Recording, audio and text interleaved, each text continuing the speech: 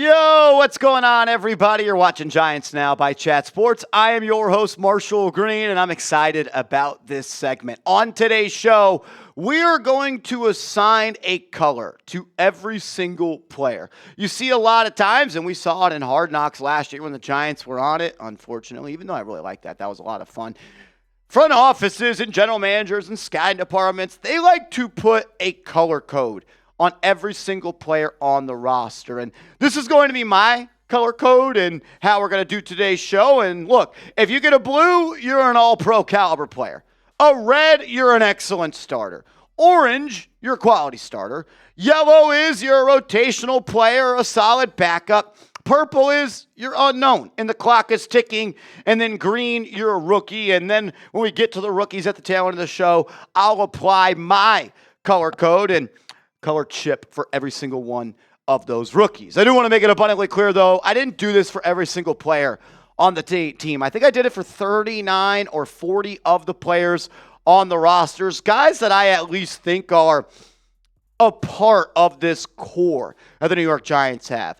53 players make the roster. I think the last 13 spots are up for grabs. You also have long snapper, kicker, and punter. So I really did 43, even though I didn't really rank those guys. So 10 spots up for grabs, and yeah, that's where we're at. So spent a lot of time on this one. Hope you guys appreciate it. And if you disagree, please let me know in the comments section. If you're excited for the season, though, hit that thumbs up icon. Let's go Big Blue. Let's start with blue chip players, guys that I think are all pro caliber players, whether they've done it or they can't do it. And I'll have an arrow assigned to every single player to kind of see where I see their career at. Dexter Lawrence is the biggest blue chip player on this roster. I think he's the best football player on this team, and I've assigned kind of a neutral arrow for him. I don't really know how much better he can get. If he does, we're talking about maybe the best nose tackle of all time. He's already a beast. He's going to continue to stay a beast, and I got Dexter Lawrence as a blue chip player. I got Malik Neighbors, number 2 on this list. Not really in order, but ones that came to my mind first before others, and his stock is on the rise. I think this time next year, we're going to be talking about Malik Neighbors as a top 5 wide receiver in the National Football League, and I don't think it's going to be able to be disputed at all at that time. Neighbors is a dog. Don't really have to say too much about him. I included Andrew Thomas as a blue chip player for the New York Giants, and I really went back and forth on a sideways arrow compared to a slightly down arrow because Thomas just unfortunately has been snake bitten a couple of times by the injury bug. I think it tells and paints a picture of how good he is and how important he is to this roster, because when he gets hurt, the Giants season just falls to shit, to be honest with you. Andrew Thomas is a stud. I think when healthy, he's a top 5 tackle in this league, and I'm hoping he gives us all 17 games this year. Maybe this one's a little bit controversial, but I have Brian Burns as a blue chip player, man. I think he's become extremely underrated, not just by Giants fans, but also by, league-wide fans. I was talking to my guy Harrison Graham, who's the host of Chicago Bears Now here at Chat Sports, and he didn't think that Burns should be in this tier, and that's a totally fine opinion. I just think he played for Carolina, and he played for the 3-13 Giants last year, and he's kind of flown under the radar a little bit. I tweeted this out a couple of days ago saying a player that I think people are sleeping on is Brian Burns. Played through multiple injuries last year, 8.5 sacks, 17 tackles for loss, 2 forced fumbles, 8 pass breakups, had the second most stops, which is a tackle that is a negative play for the offense in the entire National Football League amongst edge players, 61 pressures, 42 QB hurries, and he had the 12th best pass rush grade. And he did that with injury after injury after injury. I think he's a blue chip player. I think he's got all pro talent. And now that you have Dexter Lawrence with Abdul Carter and Kayvon Thibodeau and Burns able to go one-on-one, I think people are going to change their opinions about him. Red chip players, guys that are categorized as really good starters, like borderline great starters. I've only got 2 on the New York Giants. So 4 blue chippers, 2 red guys. I got Javon Holland with his arrow slightly up. I don't think he's at his peak, but he actually kind of regressed from 2023 to 2024 as a player. I'm hoping in this new scheme and in this new system with more of a concise role, he's able to continue to progress. I think he's only 25 years old, maybe 26. So I'm high on him. I think he's a damn good player. I want to see him take another step, though. And I got Paulson Adebo as a red chip as well. I think he was the best corner in free agency. I think he's still got a lot of room to grow, only 25 years old. And I'm expecting big things from him on this Giants defense this year. So Holland and Daboll are red chip players for me. On to the orange chip players, guys that are solid starters. I got Russell Wilson there. Like, Russell Wilson's a solid starting quarterback, in my opinion. What he did with the Steelers last year, I think, just illustrates that point. He was able to help them get to the playoffs. Unfortunately, they did not win a playoff game. I obviously have him trending down when it comes to his overall time left in the National Football League. But I think there's a world where Russell Wilson is actually better this year on the Giants than he was last year. I have Jon Runyan as a solid starter as well. And solid is a word I've used with Jon Runyan a lot. I remember the day he was signed, we were live on the channel. I was like, he's a solid player, not a great player. Giants gave him 3 years for $30 million. Solid player. I think he is what he is at this point. I'm just hoping he's healthy for the New York Football Giants. I got Jermaine Illuminor as a orange chip player as well, and I've got him slightly on the uptick. I actually think he's a little bit older than Jon Runyan, 30 or 31 years old for Illuminor, but I still think there's room for him to grow, and it's because of the way he's bounced around. He's played right tackle, he's played right guard, he's played left guard, he's played left tackle. And I think the more he just gets entrenched at that right tackle spot, the better he's going to be. I actually have him as an extension candidate for the New York Giants. I think he's going to get a bag this summer, and I think this might be his last year with Big Blue. I also have Darius Slayton as a solid orange chip player. Look, I'm going to be honest, I'm not the biggest Darius Slayton fan, but the production is there. What does he have, like 6 years of 700-plus receiving yards? He also just signed a deal worth, $12 million, 3 years, $36 million totaled. Like, that's solid starter money. Is he an elite player? No. That's why I've got him in the orange chip player tier. We continue to roll in the orange, and I got Kayvon Thibodeau there with an up arrow slightly to the right. I'm hoping it's an up arrow, and I could eventually put him in the red chip players where he's a really good starter. I actually was more impressed with Kayvon Thibodeau in 2024 than I was in 2023 when he had 11 and a half sacks. The pass rush moves were better. The plan was better. The advanced analytics were better. And like we talked about with Burns, I think his job is going to be a little bit easier this year. So I have Kayvon firmly cemented in that orange chip with an opportunity to elevate himself if the play continues to elevate itself. Bobby Okereke is also a solid starter for me. I have him trending downward. I thought he kind of had a disappointing season this past year. I don't know if it was the new Shane Bowen defense. Still a good player, not a great player, but he can flash, and I think he's solidly in this tier. Maybe a little bit too soon, but I think that Newman is more of an orange chip player than a yellow guy. I think he could be a plus starter in this league. Is he there yet? Maybe not, but that's why I've got his arrow pointing directly up. Still needs to get better, still needs to grow, but I see him in this tier for the long term, as I do with Drew Phillips, the starting slot corner for the New York Giants, the third-round pick out of Kentucky in the 2024 class. I like him a lot. I worry a little bit about his ability to be sticky in coverage. I think he's more of a physical at the line of scrimmage, being able to impact run plays as a slot guy, but I'm hoping as he continues to develop, he can become a little bit more sticky in coverage, and I've got him as a solid starter. Like, I think he's a solid starting slot corner in this league. Yellow chip players. Good backup is what we'll call them, and I think Greg Van Roten is a good backup. Unfortunately, he's a starter for the New York Giants. Not the worst starter in the world, more than serviceable at the starting spot. But I think everyone would feel a heck of a lot better if Greg Van Roten was our backup right guard and the Giants had a better right guard than him. I've got Wan'Dale Robinson in the yellow chip tier, meaning I think he would be a really good backup. I know some people are probably going to be upset with that. I'm not the biggest Wan'Dale Robinson fan. I think he's just limited. His overall route tree is limited, not because he can't run routes, because he's 5'8" and he's got a limited catch radius, and he just doesn't haul in contested catches because he's just little. I think he'd be really good if he was your second best slot receiver. Unfortunately, he's the Giants' starting slot. He's entering his fourth year. We'll see if he can make a big step here with quality quarterback play. I've also got Tyrone Tracy in this tier. I wasn't ready to say he was a plus starter. I think he was a really good backup. Like, I think Tyrone Tracy for the next 3 or 4 years, considering he entered the league at 24, 25 years old, if Tyrone Tracy's your RB2, you got a good RB room. And I've got him firmly cemented here. I want to see him grow as a pass catcher. I want to see him grow in pass protection and just keep doing what you're doing. And hopefully he grows into a better player this year. Good rookie season. Like more than I could have asked for as a 5th-round pick. I just can't put him in that orange tier just yet. I really wanted to put Theo Johnson in the orange tier. I just haven't seen enough to do so. I think at this point, he's a good backup. But he's a starter for the Giants. I got his arrow straight up because I think there's a world where he could become an orange chip player. So yeah, that's where Theo is for me. And I got Daniel Bellinger in this tier as well. Instead of up like I have Johnson, I have him side to side. I think Bellinger is what he is. Unfortunately, it doesn't seem like he's a big part of the Giants' plans. I think he's a good tight end 2 and almost a great tight end 3.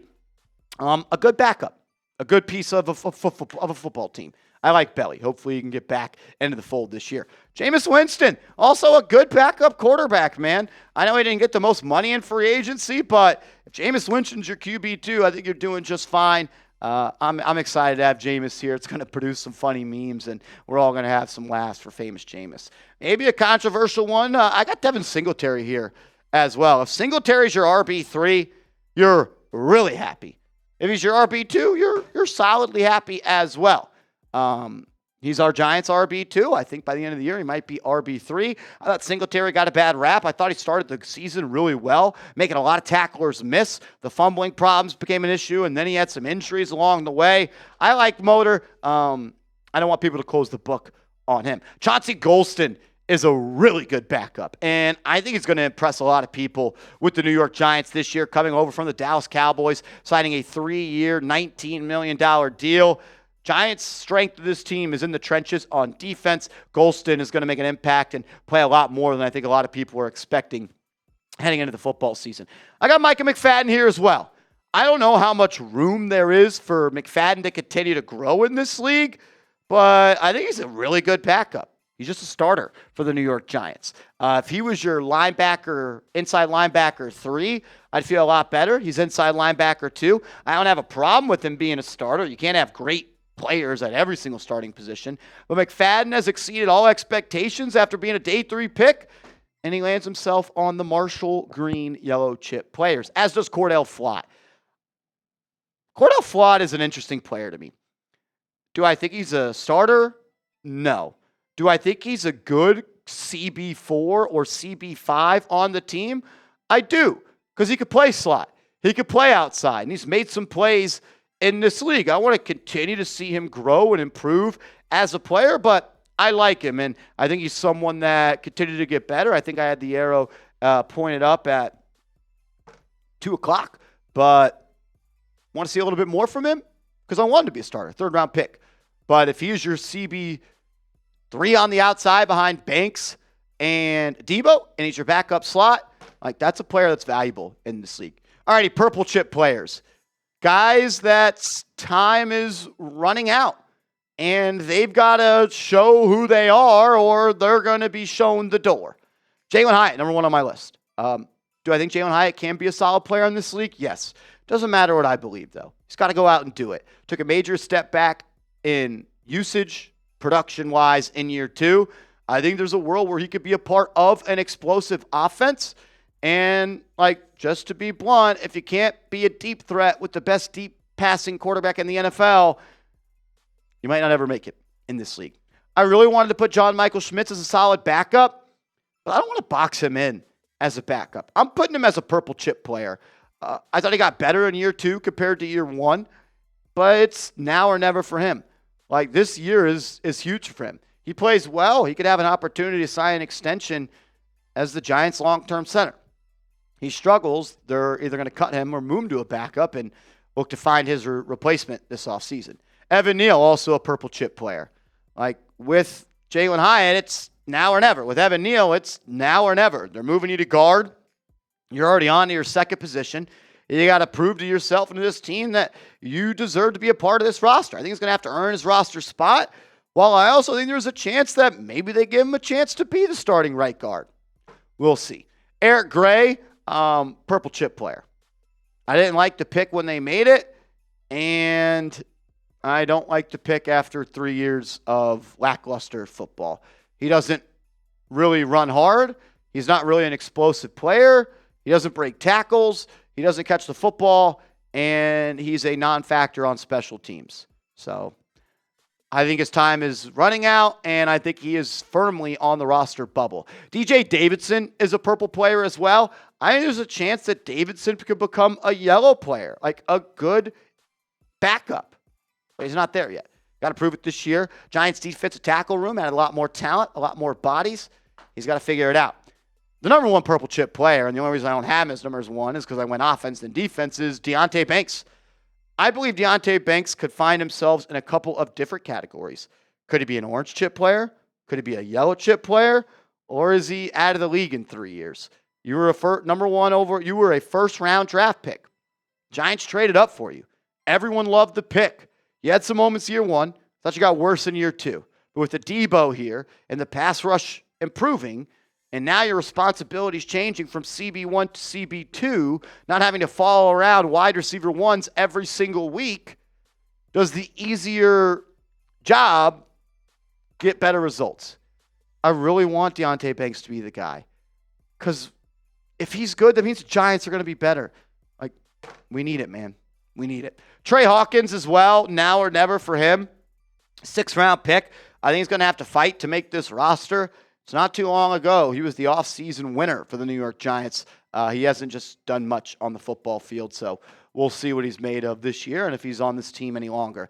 Dane Belton is a player that, man, I had some hope for coming out of Iowa. I think it was his first or second year. He was a turnover-creating machine, had a lot of ball production. He's going to slide into that safety 3 role for the Giants this year, and we know Shane Bowen wants to run a lot of DBs on the field at the same time. You have Newbin, you have Holland. Can Dane Belton be that third safety that rotates in? Can he show himself as a special teams contributor? We'll see. He falls into that purple tier for me.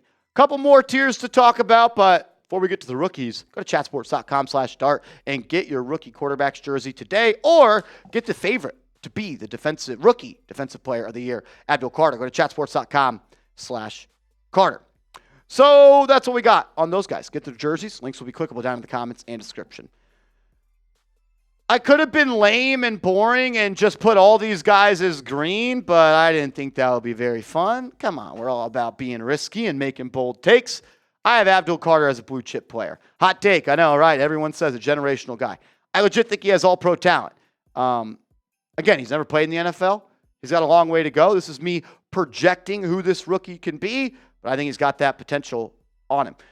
I think Jackson Dart can also be a plus starter in this league. I'm going to put him in the orange tier. I really want to put him into the red tier where he's a really great starter. I think he could play his way into that. But right now I'm going to safely put him in that orange tier, a plus starter. And if the Giants have a plus starter at the quarterback position, it'll be the first time we've had that in 10 plus years. Darius Alexander, another plus starter. Maybe he gets into that red tier. I wonder how high the ceiling is for him, as I think he's already pretty close to his ceiling, being 25 years old when the season starts. But man, if you get a plus starter at the 65th overall pick in the NFL draft, that's a major win, and I think he could be that guy. A lot of orange being handed out on these rookie projections. Camp Scattaboo,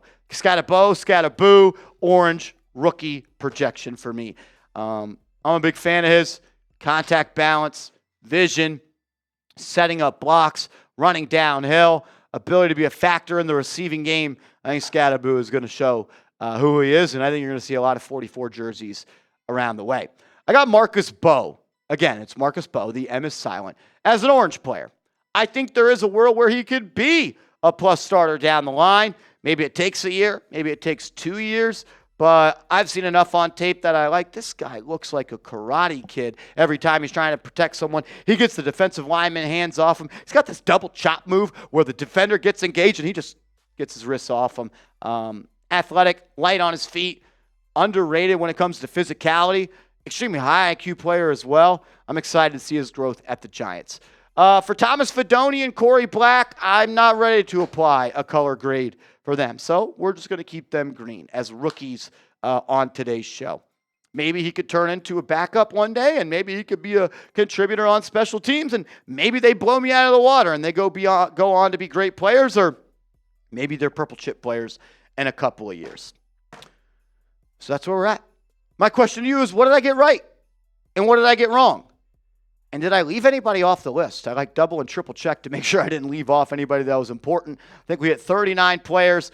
I tried to get everybody that was at least noteworthy in this one. Had a lot of fun doing it. If you want more videos like this, hit that thumbs up icon and let me know what I got right and what I got wrong. Make sure you are following me on social media. I tweet out when Giants news breaks, and on Instagram I post short-form Giants content. So if you want 60 to 90-second videos, go give me a follow over there. If you haven't yet, hit that thumbs up icon on your way out. Subscribe to the channel, and the schedule is coming out. I don't know if I'm actually putting this video out on Wednesday. If you're watching this far, you're a real one. Might go live on the channel on Wednesday for the schedule release. Haven't decided yet. Maybe if we get to 1,000 likes, we'll do it. Ball's in your court.